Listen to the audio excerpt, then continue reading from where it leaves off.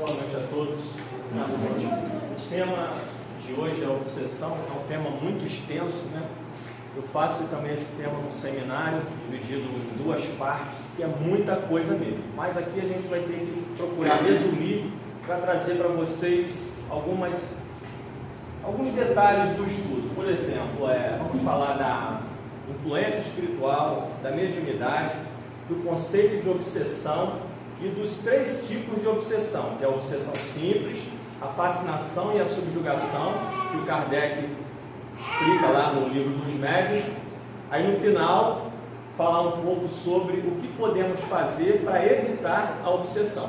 Tudo isso dentro de 50 minutos, vamos procurar fazer de uma certa forma resumida, porque o tema é muito extenso, como eu falei, tá bom? Então vamos começar. Quando a gente fala de mediunidade, quando a gente fala de obsessão, quando a gente fala de influência, parece que a gente está falando a mesma coisa. Está tudo interligado, não é? Então vamos lá, na questão 459 do Livro dos Espíritos, o Kardec, diante de todo aquele trabalho que ele fez no Livro dos Médiuns, não é? Livro dos Espíritos, o Evangelho, etc., a gente percebe que são perguntas que o Kardec fazia, que eram perguntas inteligentes. Olha a pergunta que ele fez: influem os espíritos em nossos pensamentos e em nossos atos? Ele ali está falando da influência. Só que quando ele pergunta dos espíritos, ele está falando de todos os espíritos, sejam espíritos adiantados, espíritos atrasados. Ele estava querendo indagar como é que funciona isso, como é que se dá essa influência, porque nós temos na nossa vida todo tipo de influência da educação dos nossos pais, da escola, influência da mídia, influência da amizade, mas existe uma outra influência, que é a influência espiritual, que até então nós desconhecemos, que é essa influência sutil, para muitos imperceptível, mas que existe. Então, justamente ele faz essa pergunta: os espíritos influem nos nossos pensamentos e nos nossos atos? Está lá na questão 459, e é uma pergunta que nós temos que estar sempre lendo a pergunta e procurando memorizar a resposta, porque a resposta esclarece muita coisa. O que é que os espíritos superiores responderam a Kardec? Muito mais do que imaginais. Influem a tal ponto que, de regra e de ordinário, são eles que vos dirigem. Os espíritos superiores falaram que a influência espiritual, ela se dá sobre nós de uma maneira que, se nós não estivermos vigilantes, nós seremos conduzidos, como Kardec fala lá no Livro dos Médiuns, como se fôssemos crianças nas mãos dos espíritos. Eles vão, de fato, nos dirigir, vão conduzir a nossa vida. Por quê? Porque quando o pensamento chega para mim, eu não tenho a capacidade de identificar se aquele pensamento é meu ou se é de um espírito desencarnado. Como eu ainda não conheço esses detalhes, eu acredito que aqueles pensamentos são meus. E partindo dessa crença, eu dou vazão a esse pensamento. Então os espíritos, eles vão repetindo esses pensamentos numa constância diária, até que chegar um ponto que existe uma fixação, estabelece uma sintonia e você não consegue sair mais dela. Aí que dá o domínio e a obsessão. Então, partindo agora para a mediunidade.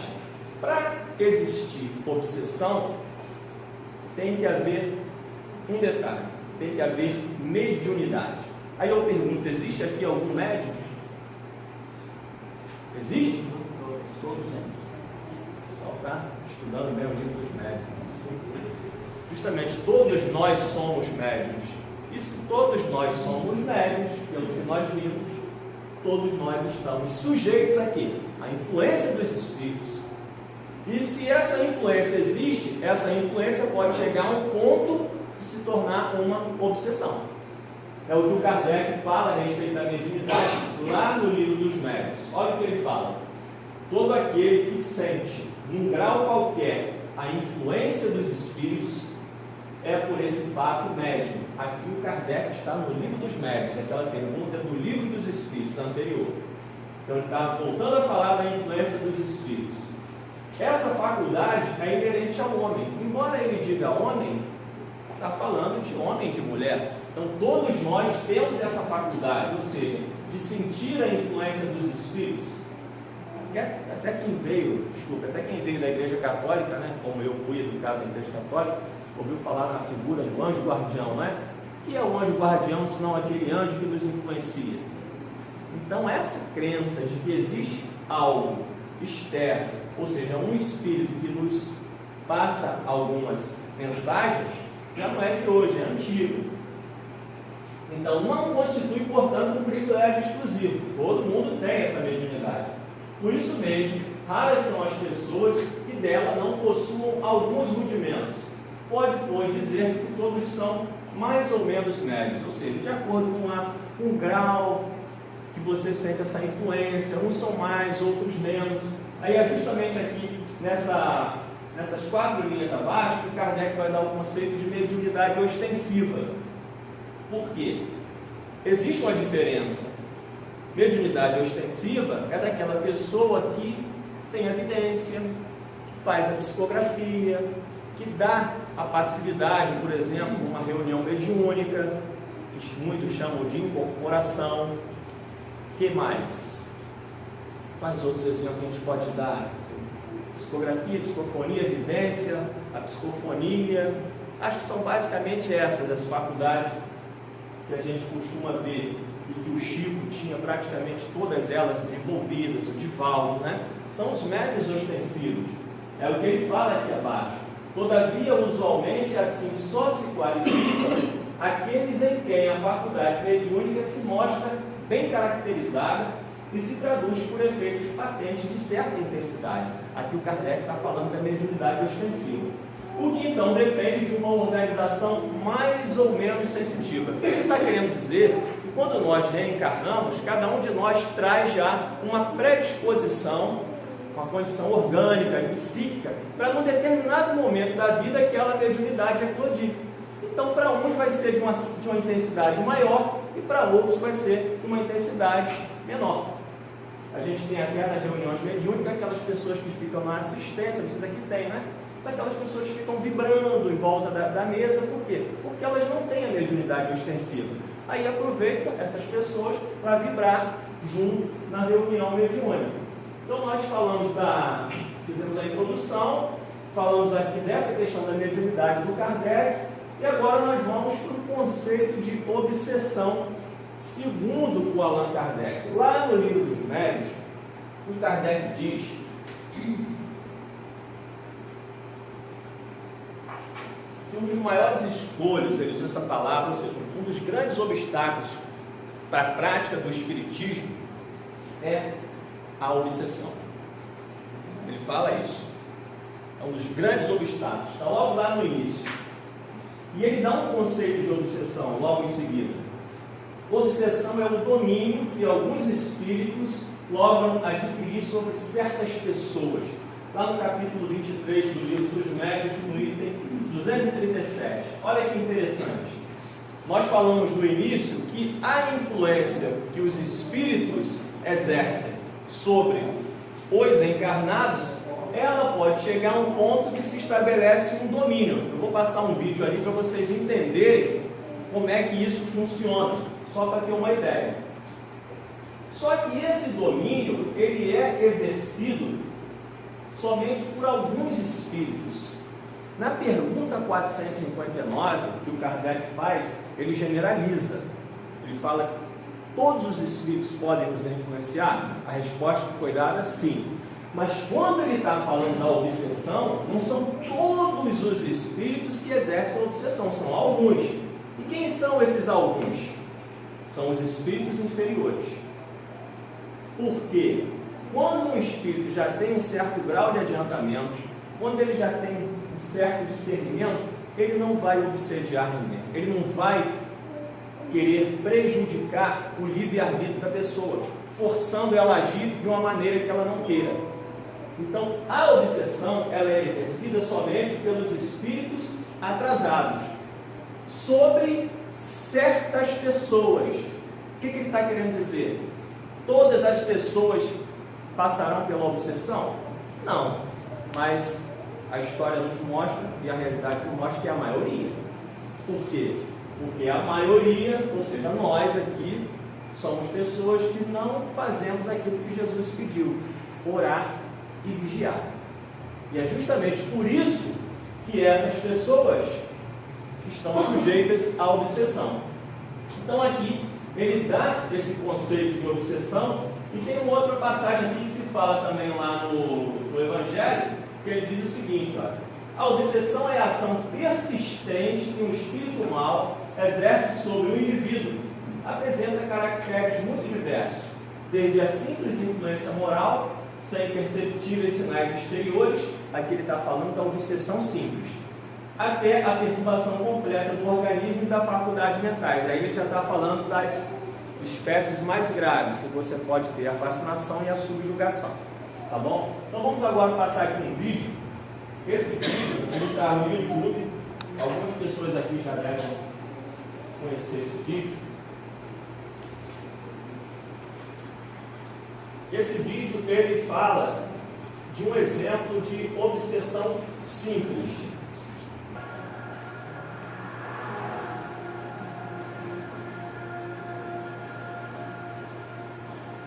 Esse vídeo trata de um dia a dia de muitas famílias. É um exemplo que se dá nos nossos lares, está relacionado com o consumo de bebida alcoólica. Ele está chegando em casa e tem um espírito de sofá sentado ali, ó. Espírito desencarnado.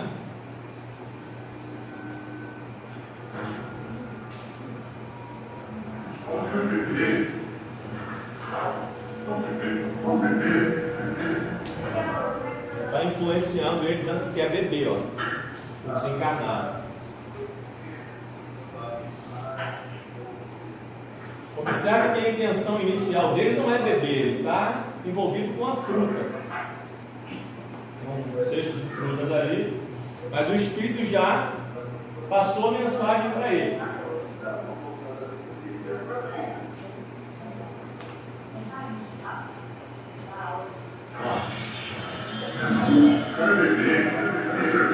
Está com a fruta na mão, está pedindo para pegar a cerveja. Ele vai, muda de ideia e pega a cerveja.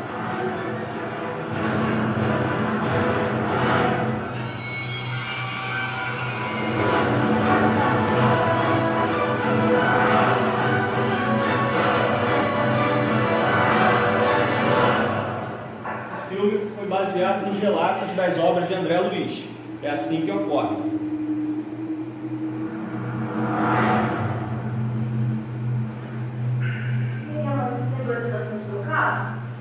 Gostei sim. Pode achar? Tá. Falar pro cara que eu estou cansado hoje. Não vai sair não? Não, tá bem. Sozinho? Sozinho. A esposa pergunta se ele vai ficar sozinho, ele diz que vai ficar sozinho. Ali é um laço fluídico ligando mente a mente.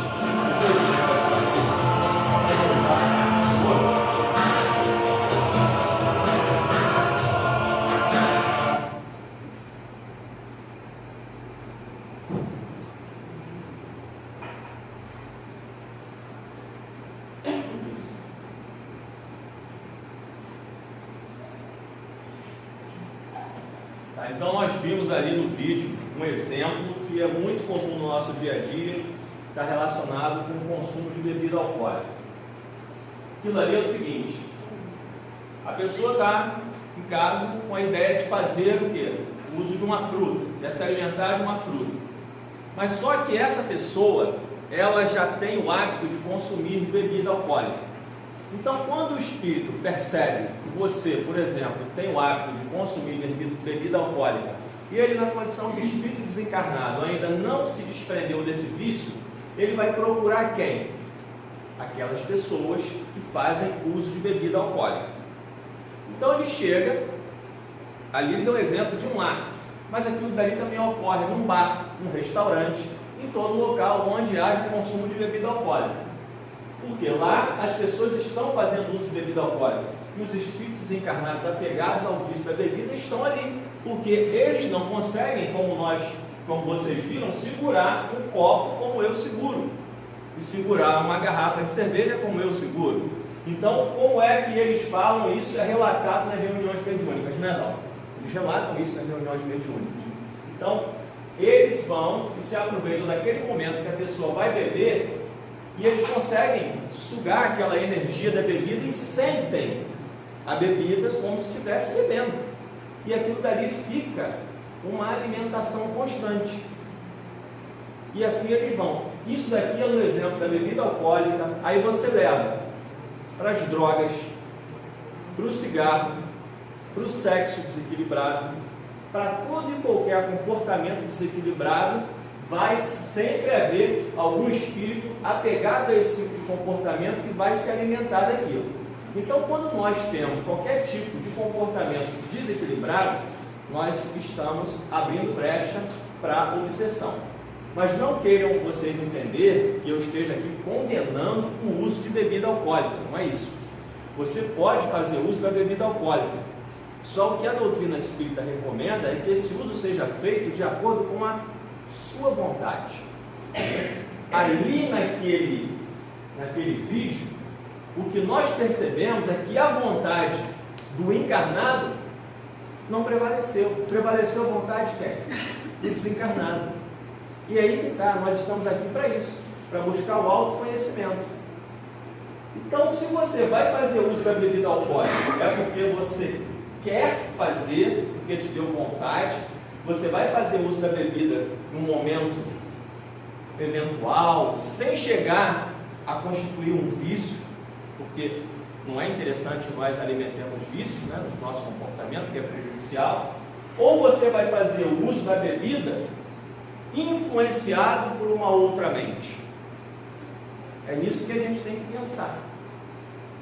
Mas aí as pessoas vão falar assim, mas eu não consigo identificar quando um pensamento é meu e quando esse pensamento não é verdade? Que ocorre? Não é grande dificuldade você saber se aquela ideia que chega é sua ou não? Aí é que está a grande dificuldade. Tem um livro do André Luiz, deixa eu ver se ele está aqui, que ele fala a respeito disso. Olha só, como saber quando um pensamento é meu ou é de outro espírito? Ele dá uma dica. Ele fala assim, uma conversa que é travada no livro Nos Domínios da Mediunidade, eu puxei esse trecho aqui, ó. Não, aí eles estavam conversando lá, peguei só um trecho. Não será, porém, tão fácil estabelecer a diferença entre a criação mental que nos pertence daquela que se nos incorpora à cabeça, ponderou o colega obrigado. Aí um daqueles mentores que acompanhavam o André, né, conversando, fala assim, sua afirmativa carece de base, exclamou o assistente. Qualquer pessoa que saiba manejar a própria atenção observará a mudança, de vez que o nosso pensamento vibra em certo grau de frequência, a concretizar-se em nossa maneira especial de expressão, no círculo dos hábitos e dos pontos de vista, dos modos e do estilo que nos são peculiares. Então, o que o mentor ali estava dizendo é que nós somos pessoas desatentas. Nós estamos mais voltadas para o exterior do que para nós mesmos. E aí que está o problema. Se nós treinássemos a atenção, nós iríamos perceber rapidamente um pensamento diferente chegando. É o que ele está querendo dizer. Aí ele conclui aqui, ó, e bem humorado comentou, em assuntos dessa ordem, é imprescindível muito cuidado no julgar, porque enquanto afinamos o critério pela caveira terrena, possuímos uma vida mental quase sempre parasitária, de vez que ocultamos a onda de pensamento que nos é própria, para refletir e agir com os preconceitos consagrados ou com a pragmática dos costumes pré-estabelecidos, que são cristalizações mentais no tempo, ou com as modas do dia e as opiniões dos afeiçoados, que constituem fácil acomodação com menor esforço. O que ele está querendo dizer? Que nós, ao invés de exercitarmos a nossa atenção, desenvolver um pensamento próprio, nós deixamos que os outros pensem por nós. É o que ele está querendo dizer. Isso está embutido o quê? Dentro do autoconhecimento. Ou seja, a mídia, por exemplo, apresenta uma opinião para você. Você vai acreditar, e aquilo já está pronto. É o quê? É o comodismo. Você, por acaso, pesquisou para ver se aquela informação é verdadeira? Se carece de fundamentação? Nós costumamos não fazer isso. É o que ele aqui está querendo dizer. Basta, no entanto, nos afeiçoemos aos exercícios de meditação, ao estudo edificante e ao hábito de discernir para compreendermos onde se nos situa a faixa de pensamento. Ele está falando de quê? De autoconhecimento. É você fazer tudo isso para você buscar o autoconhecimento, identificando com nitidez as correntes espirituais que passamos a assimilar. Olha só que interessante isso, né? Não merece um estudo? Da hora. Está vendo? E é a nossa grande dúvida. Quando que o pensamento é meu ou não? Está lá, ó, nos domínios da mediunidade de André Luiz. O texto é maior, aqui é só um trechinho. Então vamos voltar aqui agora, e a gente vai falar da obsessão simples, que é o caso do vídeo, e também ela é chamada de obsessão simples ou simples influência moral, que é a que se dá no nosso dia a dia, que é comum a todos nós, como a gente viu, por exemplo. Olha o que o Manuel Filomeno de Miranda fala, numa introdução do livro chamado Nas Fronteiras da Loucura. Tirei desse livro. Ele diz o seguinte: a obsessão simples é a parasitose comum em quase todas as criaturas, uma vez que se manifesta pela simples influência moral, como nós vimos no vídeo, sem perceptíveis sinais exteriores. Quem vê uma pessoa se comportando daquela forma no vídeo, pode dizer que ele é um obsediado? Não, não tem como, porque não há perceptíveis sinais exteriores, como há, por exemplo, na subjugação e na fascinação. Na obsessão simples, você está hoje, por exemplo, passando por um processo desse e não sabe. E ninguém pode dizer para você que você esteja, porque ela não demonstra com sinais exteriores. Mas só que ela é perigosa porque ela pode avançar para os estados mais graves, que é para a fascinação e para a subjugação. Então, por isso, muito cuidado. Aí ele continua aqui: quando as criaturas, sob o jugo de obsessão simples, dormem, encontram-se com seus afins, encarnados ou não, com os quais se identificam, recebendo mais ampla carga de necessidades falsas. Quando despertam, trazem a mente atribulada, carga, sob incômodo cansaço físico e psíquico, encontrando dificuldade para fixar os compromissos e lições edificantes da vida. Porque quando nós vamos dormir, há o desdobramento parcial. Então nós vamos estar com quem? Com aqueles com os quais nós nos afinizamos. É o que ele está querendo dizer. Então, se você é uma pessoa que alimenta algum tipo de vício, você vai durante o desdobramento para os locais onde haja vício. Se você é uma pessoa que não tem nenhum tipo de vício, é uma pessoa dedicada ao bem, a tarefas edificantes, você vai para onde? Para lugares onde há trabalhos do bem. E assim é a lógica natural. Aí ele explica como é que funciona esse processo. Há uma recepção da ideia perturbadora, como nós vimos no vídeo. A ideia perturbadora chega, o encarnado recebe, que é o efeito da simples influência. E a influência, como nós vimos, ela existe sobre todos os encarnados. Então, se você vai estar o tempo todo recebendo pensamentos de toda parte, esteja você consciente ou não disso, nós estamos o tempo todo inseridos, no fluido cósmico universal, que é por onde os pensamentos transitam, a gente recebe. Só que nós vamos sintonizar com alguns ou não. Por exemplo, no exemplo do vídeo, se aquele espírito falasse para ele assim: vamos fazer uso de droga, vamos cheirar, o que ele ia fazer? Ele ia repulsar, ele ia rejeitar aquilo, porque ele não faz uso de droga. Então é um pensamento que ele não acolhe. Aí a gente percebe que a obsessão, ela existe porque os espíritos se aproveitam do nosso comportamento. Eles não vão criar um vício no encarnado. Eles observam e veem quais são os vícios que a pessoa tem, determinados comportamentos, e apenas superalimenta aquilo. Aí está lá, recepção da ideia perturbadora, até chegar ao intercâmbio mental. Quando que a gente percebe o intercâmbio mental ali? Quando ele ficou hesitando. Ele falou: pego a cerveja ou eu pego a maçã? Aí ficou naquela troca. Aí os encarnados: não, quero a cerveja. Ele Ele, não, mas eu vou ficar com a maçã. Isso com o pensamento dele que a gente não percebeu. Então fica aquela troca de pensamentos até chegar um momento que ele é vencido e se reflete no comportamento dele quando ele pega a bebida alcoólica. Então aqui nós temos o exemplo da obsessão simples. Agora nós vamos, no restante do tempo, tratar das duas mais graves, que é a fascinação e a subjugação. A fascinação, ela é considerada pelo Kardec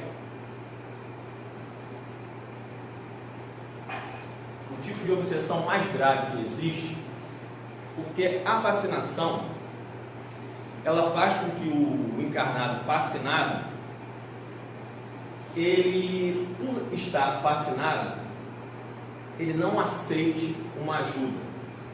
Aí vocês vão perguntar, mas por quê que ele não aceita ajuda? Porque a brecha moral que o encarnado abre para que exista a fascinação é o orgulho. Então todas as pessoas que são orgulhosas, elas estão sujeitas à fascinação. Só que no livro dos médiuns do Kardec, ele não citou muitos exemplos como nós temos nos romances. Então, se você hoje pegar algum desses romances, eu vou citar aqui alguns que, lendo esses livros, você vai poder perceber nitidamente o orgulho abrindo a brecha para a fascinação. Então você tem lá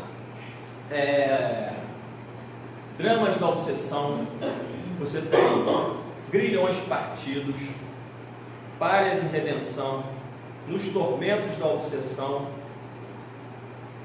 Se for lembrando de outros, vai lembrando aí. Tem os livros da obra de André Luiz, Nos Domínios da Mediunidade, Mecanismos da Mediunidade.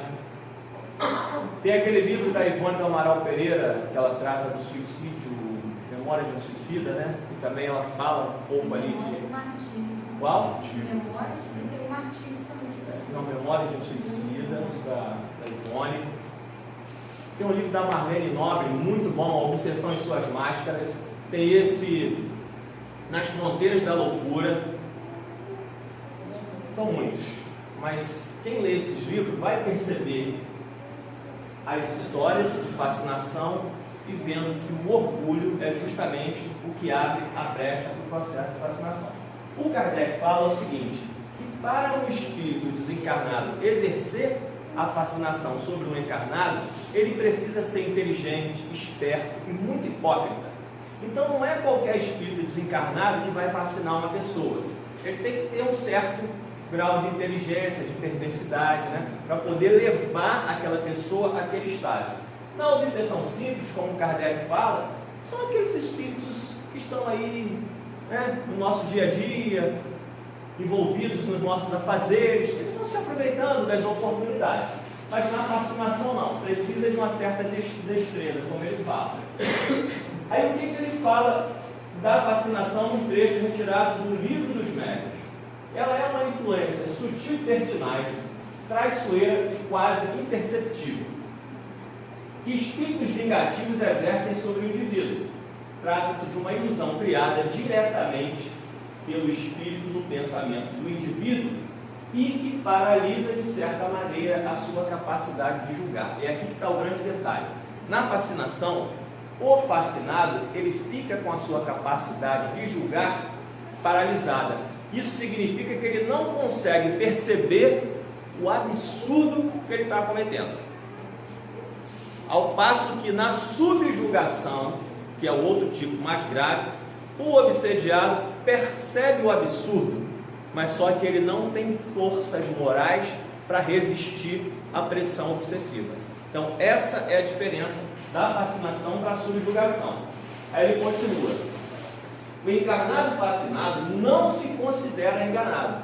Para uma pessoa não se considerar enganada, ela tem que ser muito orgulhosa, vocês concordam? Porque se fosse uma pessoa humilde, o que ela ia dizer? Não, eu posso ser enganado, eu sou melhor que ninguém.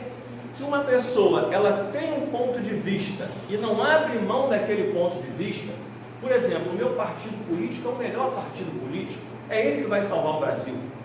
E a partir dali cria confusões, briga com outras pessoas, né? O meu time de futebol é o melhor, eu não admito que o meu time perca. Então, a fascinação é justamente isso, é quando você tem um ponto de vista sobre um determinado assunto e o seu orgulho faz com que você não abra mão do seu ponto de vista. E os espíritos obsessores, percebendo que você age assim, eles vão apenas o quê? Fortalecer esse tipo de comportamento até chegar ao extremo, que é a fascinação. Aí ele conclui aqui, ó, o espírito consegue inspirar-lhe uma confiança cega. O Kardec diz que os fascinadores, eles conduzem os fascinados como se fossem cegos, porque eles não conseguem ver a realidade, né? Impedindo-o de ver a mistificação e de compreender o abuso que escreve ou fala, mesmo quando este salta aos olhos de todos. A ilusão pode chegar ao ponto de levá-lo a considerar sublime a linguagem mais ridícula. Kardec nos alerta que a fascinação é mais comum do que se pensa. Então, nesses exemplos que você tem aqui, da política, do futebol, em todo tipo de situações do dia a dia, você pode criar uma brecha para uma fascinação. Então, a fascinação ela se dá no nosso comportamento. Eu trouxe aqui um trecho do livro Ação e Reação, do André Luiz, para ler para vocês, que é o seguinte, é um exemplo também de fascinação, que quando a fascinação se dá, para ela chegar ao ponto da fascinação, existe um processo anterior de persistência do desencarnado, que ele vai usando a dominação telepática, vai repetindo aqueles pensamentos, insuflando cada vez mais, até criar uma fixação mental sobre um determinado assunto. E acabou. Criou a fixação mental, o negócio vai embora. Então, o que aconteceu aqui? Há um caso relatado no livro Ação e Reação, de um encarnado que foi levado por um processo de fascinação, porque ele tinha uma questão ligada com a cobiça. Era uma pessoa que guardava bens materiais para que ele prosperasse cada vez mais. Mas essa questão se deu porque houve um desencarne era o seguinte, eram 3 irmãos. Desses 3 irmãos, um dos irmãos tinha um filho, que era esse daí que estava encarnado. E esses 3 irmãos estavam brigando sobre o que fazer com uma herança. Então vamos dizer assim, o irmão A, o irmão B e o irmão C. O irmão A tinha um pensamento e o irmão B e o irmão C tinham pensamentos diversos. E eles não estavam se entendendo. Eu vou só resumir a história. O irmão A promoveu o desencarne desses 2 irmãos numa morte por afogamento. Esses 2 irmãos, naturalmente, desencarnados, foram para o mundo espiritual, e esse outro ficou. Mas só que o tempo passou, ele desencarnou, e esse sobrinho, que está contado aqui na história, ele ficou com todos os bens. E os 2 tios que ficaram na dimensão espiritual, eles apegados ainda àqueles bens, que eles brigavam antes, ficaram fazendo o quê? Obsediando esse jovem num processo de fascinação. E aqui na história, eles contam, numa conversa que o André Luiz teve com eles, quais eram as técnicas que eles utilizavam para obsediar aquele jovem. Aí vocês vão perceber pelo texto que os desencarnados conhecem mais do espiritismo do que muitos de nós, pelos termos que eles usam, né? Aí vem assim o texto. Sim, aprendendo nas escolas de vingadores, escolas de vingadores no mundo espiritual tem. Eles se reúnem no livro Dramas da Obsessão. Há também umas escolas de vingadores dos judeus que foram vítimas da Inquisição. Eles se reuniam para promover a vingança. Então, as pessoas que se sentem injustiçadas, elas também se reúnem no mundo espiritual para criar grupos para promover a obsessão, ou seja, a vingança. Sim, aprendemos nas escolas de vingadores que todos nós possuímos, além dos desejos imediatistas comuns, em qualquer fase da vida, um desejo central, ou tema básico dos interesses mais íntimos. O que ele está querendo dizer? Todos nós temos algum desejo secreto. É aí que está. E esse desejo secreto, você não consegue esconder para eles. Eles percebem. De que forma? Ele vai relatar aqui como é que eles percebem isso. Por isso, além dos pensamentos vulgares que nos aprisionam à experiência rotineira, agora que vai, emitimos com mais frequência os pensamentos que nascem do desejo central, que nos caracteriza. Pensamentos esses que se passam a constituir um reflexo dominante da nossa personalidade. Desse modo, é fácil conhecer a natureza de qualquer pessoa, em qualquer plano, através das ocupações e posições em que prefira viver. Assim, é que a crueldade é o reflexo do criminoso, a cobiça é o reflexo do usurário, a maledicência é o reflexo do caluniador, o escárnio é o reflexo do ironista e a irritação é o reflexo do desequilibrado, tanto quanto a elevação moral é o reflexo do santo. Obsessores falando assim, né? Estranho. Eles estão estudando também, ó. Eles querem exercer a vingança, então eles vão se aperfeiçoar, eles vão estudar o terreno onde eles vão atuar. Conhecido o reflexo da criatura que nos propomos corrigir ou punir, é assim muito fácil superalimentá-la com excitações constantes, robustecendo-lhe os impulsos e os quadros já existentes na imaginação e criando outros que se lhe superponham, nutrindo-lhe dessa forma a fixação mental. Olha, é aí que começa. A pessoa já entra no processo de fixação mental e já fica mais difícil. Com esse objetivo, basta alguma diligência para situar no convívio da criatura malfazeja, que precisamos corrigir, entidades outras que se lhe adaptem ao modo de sentir e de ser, quando não possamos, por nós mesmos, a falta de tempo, criar as telas que desejemos com vistas aos fins visados por intermédio da determinação hipnótica. Então, o que eles falaram aqui? Se eles estiverem ocupados com outras tarefas, eles vão arrumar outras entidades para fazer o serviço deles. Existe troca de favores no mundo espiritual. Isso ocorre. Quem trabalha em reunião mediúnica, isso é sempre relatado. Através de semelhantes processos, criamos e mantemos facilmente o delírio psíquico ou a obsessão, que não passa de um estado anormal da mente, subjugada pelo excesso de suas próprias criações, a pressionarem o campo sensorial, infinitamente acrescidas da influência direta ou indireta de outras mentes, desencarnadas ou não, atraídas por seu próprio reflexo. O que ele está querendo dizer? Somos nós aqueles que abrem as portas e convidamos os obsessores para vir fazer o que eles querem fazer. Somos nós que facilitamos o trabalho deles. É o que ele está querendo dizer aqui. É o resumo. Então, isso aqui é um caso em que a gente percebe como que os espíritos fascinadores trabalham.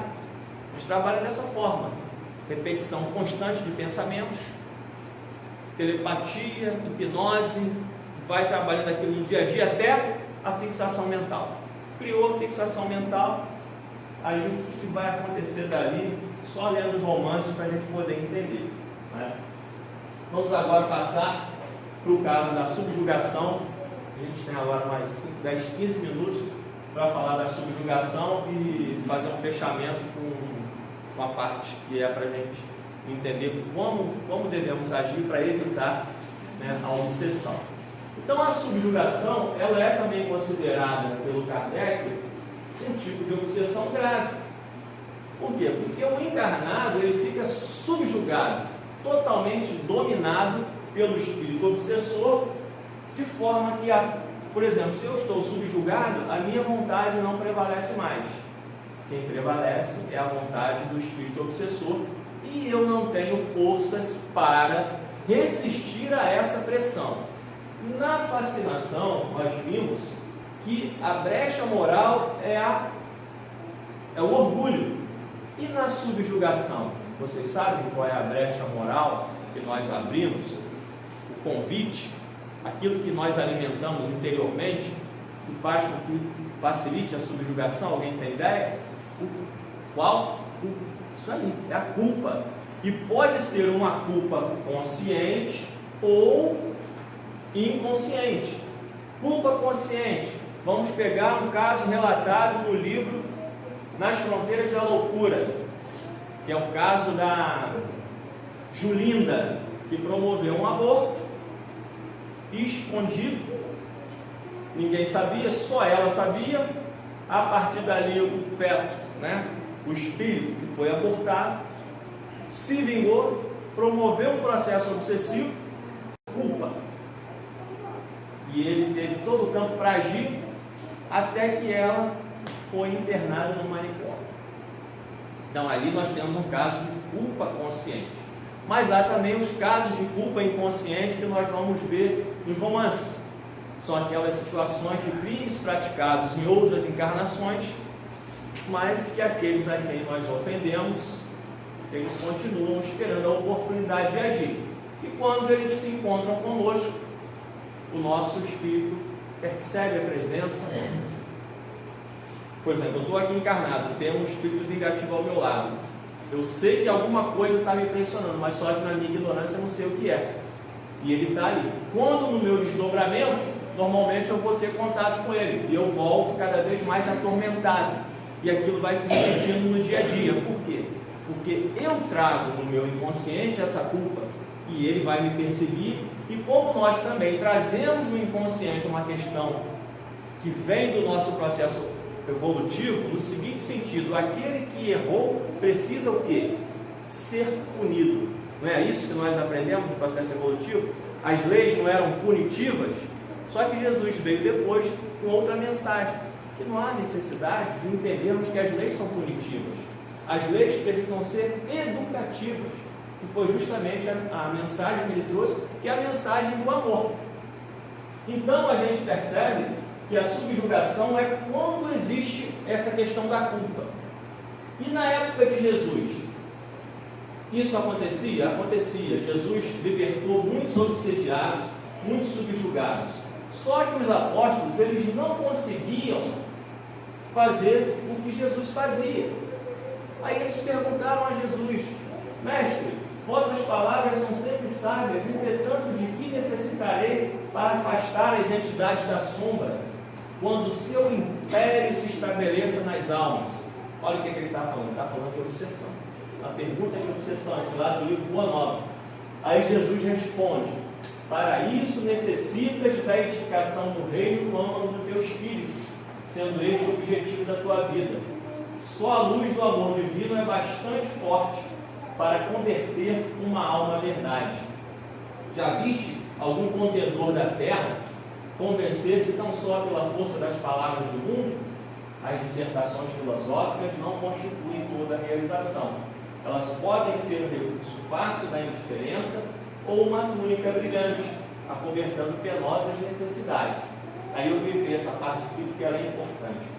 O reino de Deus, porém, é a edificação divina da luz, e a luz ilumina, dispensando longos discursos. Quem aqui conhece a história da conversão de Saulo, lá quando ele encontrou Jesus, quando ele estava indo para Damasco? Quem conhece aqui, levanta a mão. Poucas pessoas conhecem. Saulo teve uma visão de Jesus. Quem conhece a história sabe que a conversa de Jesus com Saulo foi muito rápida, não precisou muito tempo. Ele apenas perguntou assim: Saulo, Saulo, por que me persegues? Aí ele percebe que era Jesus, fica meio na dúvida. Aí ele pergunta: quem sois? Eu sou Jesus. Aí ele fala assim, Jesus vira para ele e fala: não recalcitre contra os aguilhões. Quem eram os aguilhões? Era tudo aquilo que vinha acontecendo na vida dele. Era Abigail, era Estevão, todos aqueles convites que ele estava tendo, porque Saulo era um missionário. Aí ele vira para Jesus e fala: o que queres que eu faça? Aí ele se rende. Aí Jesus fala: entra na cidade, lá que será dito o que fazer. Acabou. Por quê? Porque a luz de Jesus era tão forte que quem conhece a história sabe que Saulo ficou cego por 3 dias. Olha aqui, ó. E a luz ilumina, dispensando longos discursos. Então, se você vai querer ajudar uma pessoa que está subjugada, você precisa ter alguma luz, alguma ascendência moral, para que você, num passe, numa conversa, você só assim afaste aquela entidade. Mas isso nós sabemos que isso não é suficiente, porque Jesus dizia: vá e não peques mais, para que não aconteça algo pior. Então você pode dar aquele socorro naquele momento, mas isso não significa que você vai estar libertando a pessoa para sempre, porque a pessoa, com as suas próprias atitudes, ela pode atrair de novo outras entidades, não é? É o que ele fala aqui. Aí ele conclui assim, ó: capacita-te de que ninguém pode dar a outrem aquilo que ainda não possui no coração. Vai, trabalha sem cessar pela tua grande vitória, zela por ti e ama a teu próximo, sem olvidares que Deus cuida de todos. Então aqui nós apresentamos só um resuminho do processo de subjugação, como é que a gente precisa olhar para esse processo, essas questões que a gente vê nos filmes dos exorcistas, né? Aquilo aí são processos de subjugação, e nós percebemos que muitos padres que fazem esses processos de exorcismo não conseguem resolver os problemas. Por quê? Por quê? Porque falta a eles, ou a quem estiver fazendo o processo, ascendência moral. Então, não precisa você estar revestido de uma profissão, seja lá o que for, de uma atividade religiosa. Basta que você, independentemente da sua condição social, você tenha uma ascendência moral. Aí você pode sim afastar, como os apóstolos falavam lá em cima, as entidades da sombra. Agora a gente vai para aquilo que nós precisamos compreender, fazer, que é o mais difícil, que é o que Jesus falava, que é a oração e a vigilância para não entrar em tentação. Ele está querendo dizer ali justamente isso, a tentação no sentido de você estar chamando um processo obsessivo, que já começa a abrir as portas para tudo isso que nós vimos anteriormente. Oração e vigilância, não a oração no sentido que nós aprendemos na nossa educação, das Pai Nosso, das Ave Maria, das Salve Rainha, não é isso. A oração é importante? É, porque no momento da oração, dessa prece que você está fazendo, e que não seja também, como nós vemos lá no Evangelho segundo o Espiritismo, uma prece decorada, que seja do sentimento, que você fale aquilo que você quer, que você peça aquilo que você deseja, é nesse sentido. Mas essa oração, como a Joana de Ângeles fala nas suas obras, é você estar num estado de oração. O que é estar num estado de oração? Não é somente ficar rezando, é você estar trabalhando, agindo no bem, ocupando o seu tempo com coisas edificantes. Isso é você estar num estado de oração, que te garante também um estado de quê? De vigilância. Só que depois a gente vai estudar o estado agora que é de vigilância. Mas só que para a gente entender o estado de vigilância, é bom a gente ver aqui também quais seriam os exemplos de estados que representam a invigilância, que são aqueles momentos que nós sintonizamos com os espíritos daquela faixa ali, ó. Revolta, ódio, ideias negativas, uma tristeza prolongada. Por que tristeza prolongada? Porque ficar triste é natural, você ficar triste. Todos nós temos esse direito. Mas até quando a gente vai arrastar essa tristeza? Estado de depressão, até quando vamos alimentar uma depressão?